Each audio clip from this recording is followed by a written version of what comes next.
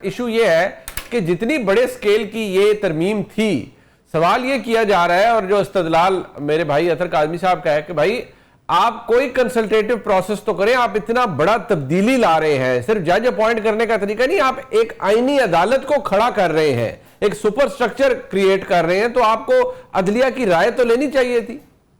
دیکھیں نا، جو لوگ ہمارے دوست عوام کی اس میں بہ رہے ہیں کہ پتہ نہیں کیا ہو گیا ان کے لیے، انہیں چاہیے مفت میں تو وکیل ملتا کوئی نہیں، وہ کہتے ہیں مفت میں وکیل کرنا بھی نہیں چاہیے۔ اچھے ہیوی 5-5 کروڑ کے تو کل اسمبلیوں میں بات ہو رہی تھی، ذرا ٹیکس چیک کر لیں، ان میں نے کبھی 5 کروڑ شو بھی کیا ہے کہ جتنے بھی جس بھی پارٹی کے وکیل ہیں، جس بھی بار سے تعلق رکھتے ہیں، جس بھی دھڑے سے رکھتے ہیں، کوئی نہیں ٹیکس دیتا، ان کے اوپر تو کوئی چیک ہی کوئی نہیں آتا۔ یہ سارے سیاست کرتے ہیں، چاہے حکومت میں ہو چاہے اپوزیشن میں ہو، اور اپنے خلاف ایک دوسرے کے وکیل کے خلاف کوئی وکیل بھی کرنے نہیں دیتے۔ یہ اتنے ملے ہوئے سارے لوگ ہیں، اور تقریریں کیا کریں گے، گلے پھاڑ پھاڑ کے سارے آ جائیں گے، جس طرح ہم بھی بڑی بحث کر لیتے ہیں، اطہر بھائی اور میری بھی ہو جائے گی کہ پتہ نہیں اس 27ویں ترمیم سے کیا لے لیں گے یہ، جس کے لیے یہ اتنا کر رہے ہیں۔ بھائی یہ میرے اور آپ کے لیے ہے ہی نہیں، یہ جن کے لیے ہے ان کے لیے کل پاس ہو جائے گی، جب تک جج اور سیاستدان، جج آپس میں ایک ہو جائیں، سیاستدان آپس میں ایک ہو جائیں، فیصلے ٹھیک ہو سکتے ہیں، نہیں ہوتے۔ اب یہ جو اصطلاح آپ نے استعمال کی ہے کہ وہ کھاتے رہیں گے، یہ اطہر صاحب دیکھیں، ہم ساری بات اپنی جگہ، لیکن اب یہ سہولت کاری کی مثالیں تو موجود ہیں اور ماضی قریب میں موجود ہیں، اور بڑی بڑی اعلیٰ آئینی عدالتوں سے، سپریم کورٹ بہت بڑا ادارہ ہے، وہاں سے آئیں، تو اب اس کے بعد جو کچھ ہو رہا ہے تو ہمیں سرپرائز نہیں ہونا چاہیے، ہمیں اس پر حیران نہیں ہونا چاہیے۔ جو ماضی میں ہوا، آج کی حکومت یہ کہہ رہی ہے ہم اسے صاف کر رہے ہیں۔ عدلیہ کے اندر جو ایک پولرائزڈ قسم کی یا پولیٹیسائزڈ قسم کی عدلیہ تھی، ہم اس کو سیاست سے پاک کر رہے ہیں۔ دیکھیں، عدلیہ میں دھڑے بازی بھی رہی۔ آج یہ جو ساری صورتحال ہے، اس کا آغاز کہاں سے ہوا؟ میں یہ جو گزشتہ چند سال ہیں ان کی بات کروں، پیچھے تو بہت کچھ ہے۔ 3-4 کا فیصلہ ہے یا 5-6 کا فیصلہ ہے یا 6-7 کا فیصلہ ہے، یہ بحث کس نے شروع کروائی؟ وہی لوگ جو آج لیٹرز لکھ رہے ہیں۔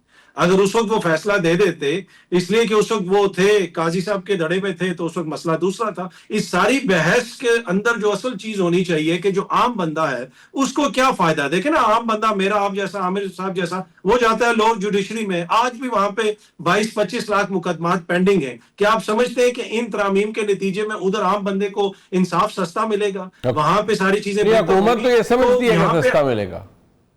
کون سمجھتی ہے؟ حکومت تو یہ سمجھتی ہے کہ اس سے بہتری آئے گی نظام عدل میں۔ ہاں، نہیں، حکومت والے بڑے سمجھدار ہیں، یہ اچھی بات ہے ان کی، لیکن عام بندہ وہ کہتے ہیں، رانا صاحب کہتے ہیں آپ کیوں گھلے جا رہے ہیں اس درد میں، آپ بڑے بڑے وکیلوں کو آپ بھی ہائر کریں اور کریں چیلنج، ٹھیک ہے۔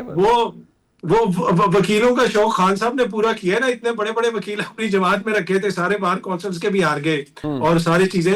مسئلہ یہ ہے کہ اطہر بھائی ایک منٹ روکوں گا۔ وہ جو وکیلوں کا شوق پورا کیا نا، یہ وکیل ہے ہمارے بھائی، اور بندے نو پھانسی لگی نا، انہیں کہا کنے پیسے دیتے سن؟ انہیں کہا جی کروڑ روپے۔ انہیں کہا میں 1 لاکھ روپے بھی یہی کام کرا دینا سی۔ نہیں، میری بات سنیں۔ ویسے اطہر بھائی ایک منٹ، آپ وکلا کی بات کر رہے ہیں، ابھی یہ صرف آپ ہمارے محترم جناب راجہ صاحب، سلمان راجہ صاحب، ان کی دعائی وہ ترمیم اور وہ تو بعد کی چیزیں ہیں نا، آج ان کی جو میں سمجھتا ہوں ہیلپ لیسنس تھی، وہ نظر آ رہی تھی، اور وہ جو بات کر رہے تھے اس میں غلط نہیں ہے جو وہ کہہ رہے تھے کہ بھئی عدالتی حکم کیوں نہیں مانتے، وہ کیا کہہ رہے تھے ذرا سن لیجئے۔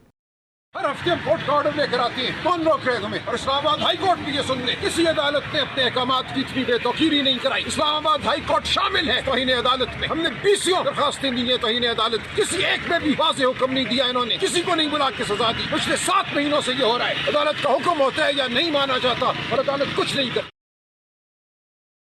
اب یہ جتنی باتیں، میں پہلے مختصر اطہر صاحب آپ اس پہ کمنٹ کیجئے گا، مجھے اس پہ کوئی بات ناجائز نہیں لگی، اس لیے کہ بھئی وہ کہہ رہے ہیں عدالت کا حکم ہے، کوئی مانتا ہی نہیں ہماری بات۔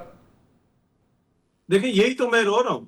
یہ جو راجہ صاحب کہہ رہے ہیں، یہ بنیادی طور پہ بے بسی آپ کو آئین کی نظر آ رہی ہے نا، کہ آئین کی عملداری کی حالت یہ ہوگی کہ ہائی کورٹ کی بار بار حکم آتا ہے، لارجر بینچ کا حکم آیا، لیکن پولیس عمل درآمد نہیں کرتی۔ اور اس میں متعدد ایسے واقعات ہیں حالیہ دنوں میں یا اس سے مہینوں میں یا سالوں میں جن کو آپ کوٹ کر سکتے ہیں۔ تو ایشو یہ ہے کہ جب آپ اس نہج پہ چیزیں پہنچا دیں گے، آپ اسٹیٹ کے ساتھ آپ کا کوئی بھی مسئلہ ہو، پولیس کے ساتھ، انکم ٹیکس والوں کے ساتھ، دیگر کے ساتھ، آپ جاتے کدھر ہیں؟ آپ ریمیڈی کہاں سے لیتے ہیں؟ عدالت سے۔ تو آپ نے تو سٹیزن کے لیے بالکل یہاں پہ جینا محال کر دیا نا، طاقتور لوگوں کے لیے تو کوئی مسئلہ نہیں ہے۔ تو یہ وہ المیہ ہے جس کا اس وقت ہمیں سامنا ہے۔ اب لگتا ہے ایسے ہے کہ خدا نہ خواستہ انتظامیہ کا دل چاہتا ہے تو وہ فیصلہ مانتے ہیں, دل نہیں چاہتا تو وہ نہیں مانتے. کیا یہ ایک ایسی چیز ہے جو سسٹینیبل ہے؟ کیا ریاست ایسی ہونی چاہیے؟ یہ کوشچن ہے.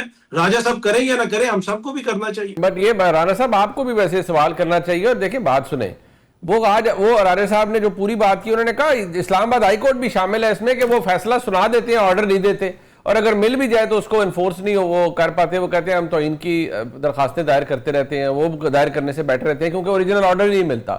تو کیا یہ جو ترمیم ہوئی ہے اس سے یہ راجہ صاحب کی فرسٹریشن کم ہوگی, ان کی جو ہیلپ لیسنس ہے؟ وہ اکرم شیخ صاحب چونکہ آپ بھی وکیل ہیں نا, تو وہ کہتے ہوتے تھے قوت نافذہ فیصلہ کرتی ہے. تو قوت نافذہ کے ساتھ یہ پھر لڑے تو صحیح نا. یہ جو ادھر ادھر ملتے پھرتے ہیں, اس سے اچھا تھا فیصل فرید کو وکیل کر لیتے, وہ ملاقاتیں تو کرا دیتا تھا. خان صاحب سے فیصلہ کرا کے ان لوگوں نے کہ یہ دونوں بھائی بڑے ٹھیک نہیں ہیں, فواد چودھری اور فیصل فرید. اس کے بعد ملاقاتوں میں رل گئے نا.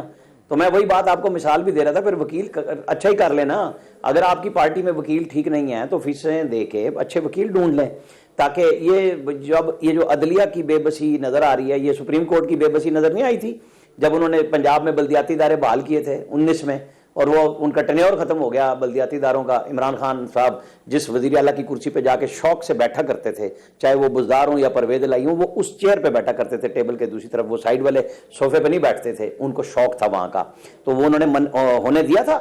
یہ سپریم کورٹ کا فیصلہ عمل درآمد, میں نے صرف ایک مثال دی ہے. یہ ہر دور میں یہی مثالیں ہیں. جب تک آپ ٹھیک نہیں کریں گے ہر دور میں ایسا ہی ہوگا. جب تک آپ ہر دور کے لیے اپنے فیصلے ٹھیک نہیں کر لیں گے کہ آج سہولت کاری چاہیے مجھے فوج سے میں بات کروں گا, تو آپ کیوں کا بات کرنا چاہتے ہیں؟ آپ کہیں یہ میں اس قابل نہیں سمجھتا, لیکن میں ملک میں جمہوریت کے لیے حکومت سے بات کروں گا, راستہ بناؤں گا, آپ کا راستہ بن جائے گا. آپ نے ضد لگائی بھی ہے, تو بھائی میں اب آپ کے لیے کہاں سے قانون اور وکیل ڈھونڈ کے لاؤں؟ سلمان اکرم راجہ جیسے نامور وکیل آپ کے پاس ہیں اور ہائی کورٹ کے باوجود آپ سے مل نہیں سکتے. یہ کیا بات ہوئی بھائی؟ آپ کو پتا ہے اور مجھے بھی پتا ہے کہ قوت نافذہ کے فیصلے ہیں. جب دل کرتا ہے ہمارے بھائی کا, وہ نام پنجاب حکومت کا لے لیتے ہیں, شہباز شریف کا لے لیتے ہیں, اصل نام لیتے ہوئے یہ بھی بھاگ جاتے ہیں کہ جی کون روک رہا ہے. سب کو پتا ہے نا, تو کریں نا بات ان سے جا. آپ اطہر بھائی کو یہ کہہ رہے ہیں کہ وہ نام لیں, مطلب جی وہ ہمیشہ شہباز شریف اور مریم پہ چلے جاتے ہیں نا. میں یہی کہہ رہا ہوں کہ پھر نام سیدھا نہیں, آپ اس طرح کے ہلاکت خیز مشورے انہیں نہ ہی دیں رانا صاحب. نہیں, اب آپ ایک طرف آئین اور قانون کی بالادستی کی بات کرتے ہیں اور سچ بات کرتے ہیں. اطہر بھائی مجھے سر آپ نے کیا کہنا ہے, میں تو ویسے ہی بڑا کمزور آدمی ہوں, آپ تو طاقتور لوگ ہیں. اطہر بھائی وہ اب یہ کہہ رہے ہیں رانا صاحب ان کی خواہش پوری کر لیں. جی وہ باکو سے بیٹھ کے وزیر اعظم صاحب نے وہاں سے کابینہ چیئر کی. مریم بی بی جو ہے وہ طیارہ لے کے کبھی جاپان چلی جاتی ہے, برازیل گئی ہوئی ہے. تو مسئلہ یہ ہے کہ یا تو وہ آ کے کہہ دیں کہ بھائی ہمارا کوئی تعلق نہیں, وہ کہتے ہیں ہمارا تعلق ہے, وہ خود مانتے ہیں حکومت ہماری ہے, مینڈیٹ ہمارا ہے. اور دوسری بات دیکھیں, ایک چھوٹی سی بات ایڈ کر دوں, ایک چھوٹی سی بات. سلمان اکرم راجہ صاحب جس وقت بقول رانا صاحب کے قوت نافذہ جو ہے وہ دوسری طرف کھڑی تھی, سلمان اکرم راجہ اس وقت بھی نواز شریف کے ساتھ کھڑا تھا.